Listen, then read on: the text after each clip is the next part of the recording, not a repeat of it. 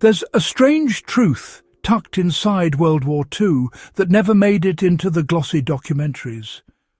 Homes made of nothing more than dirt, weak, dusty, ordinary mud, were suddenly standing up to blasts that should have shredded them. Not perfectly, not magically, but enough to save lives. And if you're rolling with the prepper's survival blueprint mindset, this one is worth grabbing early. Stick around, hit that subscribe button while you're here, and let's dive into a technique that blends wartime grit with off-grid genius. You're about to learn a building trick that's equal parts rugged, resourceful, and unbelievably practical. During World War II, military engineers were stretched thin across continents.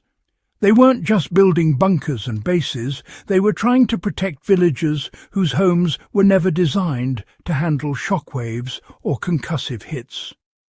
Standard adobe, basically sun-dried mud, was fast to make but cracked at the first hint of vibration. Stone wasn't much better. It shattered in brittle chunks that turned into debris. But then field engineers noticed something strange. In certain regions, places where locals mixed ash and lime into their mud, the walls were performing differently. They didn't crumble. They didn't explode outward. They flexed, held, and kept families alive even when roofs collapsed. The military began studying this, testing it, recreating it, and what they found was almost embarrassing in its simplicity. No steel, no cement mixers, just soil, lime and ash working together in a chemical dance older than recorded history, but rediscovered under the pressure of war. The magic wasn't mystical. It was chemistry backed by ancient common sense. Soil gave the body. Lime acted as a stabilizer, binding clay particles and tightening the overall structure. And wood ash added a pozzolanic reaction, a slow, strengthening process that made the mixture densify over time. The outcome wasn't as rigid as fired brick, but that was exactly the point. Stone resists until it suddenly doesn't. Adobe holds until one crack runs through the whole wall. But soil lime ash bricks performed like nature's shock absorber.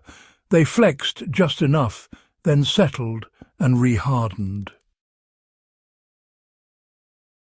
In blast tests, pure adobe walls cracked instantly. The lime ash versions compressed, resisted, and stayed standing. Soldiers wrote reports about families walking out from under collapsed roofs because the walls never gave way. That's not just a construction trick, that's survival engineering. Engineers weren't guessing. They developed ratios that field teams could reproduce anywhere, using nothing but village tools.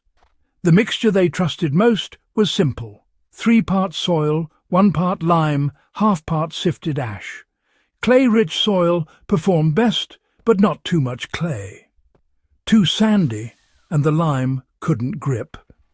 Too heavy in clay, and the mix became sticky and weak.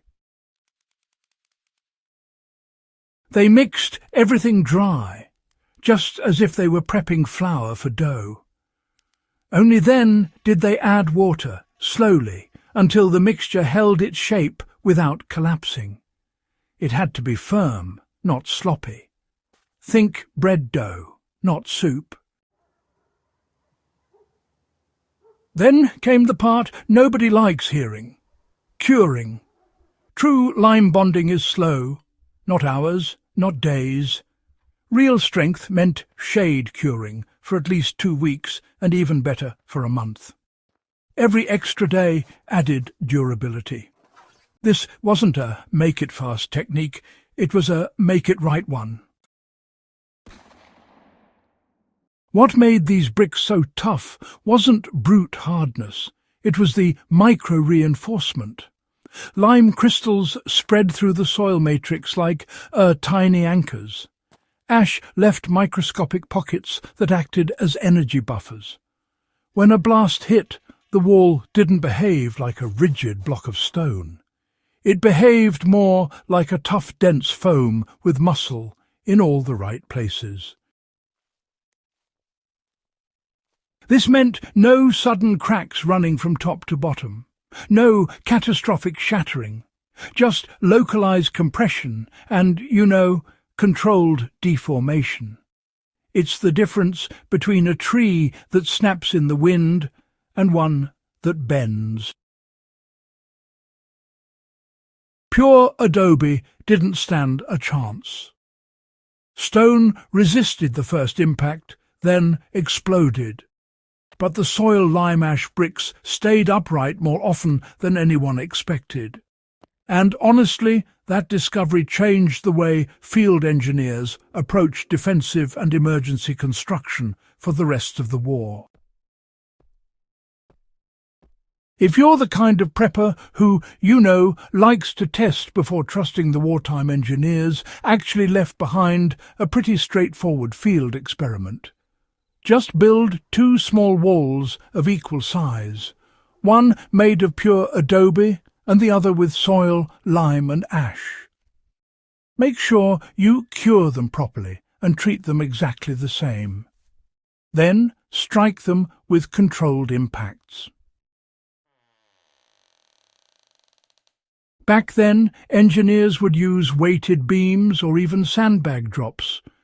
These days, some modern builders go with sledgehammers, making sure to use equal force. What you'll see is, honestly, pretty dramatic. The mud wall cracks wide and fast, but the lime ash wall, it compresses but just doesn't give up. Cracks stay tight, localized and shallow.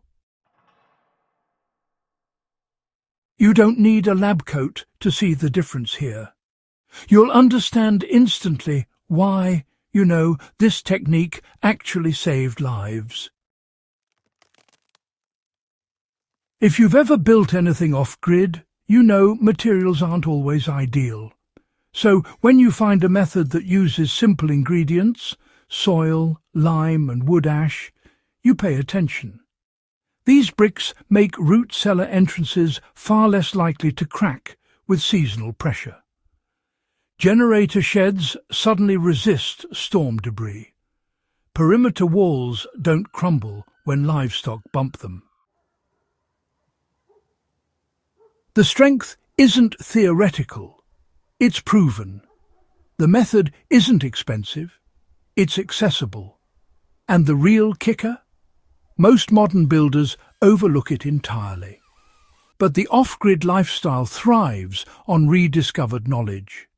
This technique belongs at the top of the list of things worth mastering. The survival value hidden in plain sight. World War II forced engineers to squeeze strength out of whatever resources were available. They didn't choose soil lime ash bricks because they were trendy. They chose them because they worked. And today, in a world where off-grid building often means improvising with what's on hand, this old-school method becomes a powerful addition to any survival blueprint.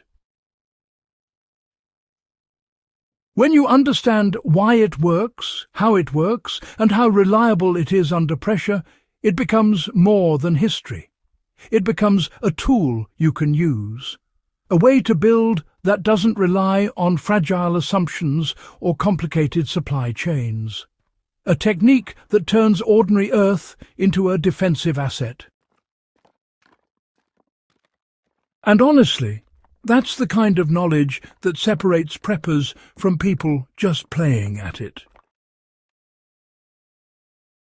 If you're ready for more deep dives into real techniques with real off-grid value, hit subscribe, share this guide, and keep pushing your survival skills further than the average viewer ever will.